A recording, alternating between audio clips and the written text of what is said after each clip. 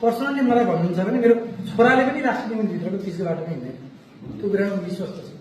किन राजले मैले त्यहाँ पनि भने झन्डै 7 अरबको EIA-को चाहिँ प्लानिङ भइरहेको छ। अहिलेको EIA-ले झन्डै 7 अरबको DPR-को माग गर्छ। माडीमा 30-40 अझ बढी छ, कम छैन। न्यूनतम 5-7 अरब चाहिँ बजेटको माग गर्छ। माडीमा 30,000 जनता, 15,000 मान्छे राति सुत्ने जनता छैन, त्यहाँ राज्यले 7 अरब लगानी गर्दैन। त्यो भ्रमै नबस्नु, त्यो कहिले पनि भन्नु नि यो तरिकाले र यो वेबाट। त्यसले गर्दा मेरो त हार्दिकतापूर्वकको कुरा के छ भने यो कुरालाई एक्सेप्ट गर्नु।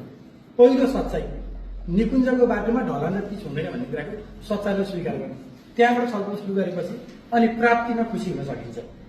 यद्यपि हामी राजनीति गर्नु कहाँ भएका नि यो मैले बोलाएको पनि मलाई घाटा पर्न सक्छ, भोलि मै चिरा गर्दाखेरि मैले त्यो भन्नुपर्ने हुनसक्छ।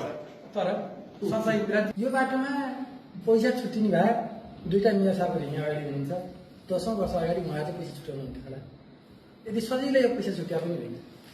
यो बाटोमा ढलान पिच वा मोजा के कुरा गर्नुहुन्छ भने पनि पाइनु भयो भए उहाँले योभन्दा पहिले, उहाँहरूभन्दा ठुला नेताले योभन्दा पहिले यो कुराको सहमति ल्याउनुहुन्थ्यो होला।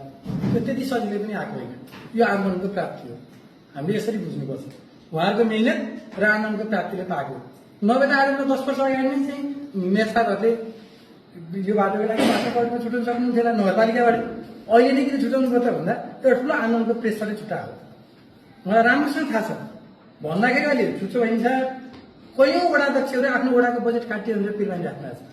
सुन्ने हाल्ने त्यो कुरा, यही पैसा पनि टेन्डर गरेर भोलि फिर्ता चाहिँ लान पाइन्न कि भन्ने कुराको ठुलो चिन्तामा ती साथीहरू हुनुहुन्छ नि त, त्यो नि बुझ्छ।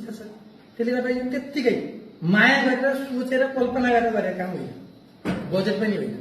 अब अनुमतिको कुरा गर्नुहुन्छ भने मोजाइकको बारेमा हामीले अन्तिम विकल्पको रूपमा मोजाइक सोचेको, किनकि त्योभन्दा बाहेक अर्को दोस्रो हामीसँग अप्सनै थिएन। त्यस कारणले मोजाइकमा गयो। ढलान हुँदैन, पिच हुँदैन, के गर्ने त्यस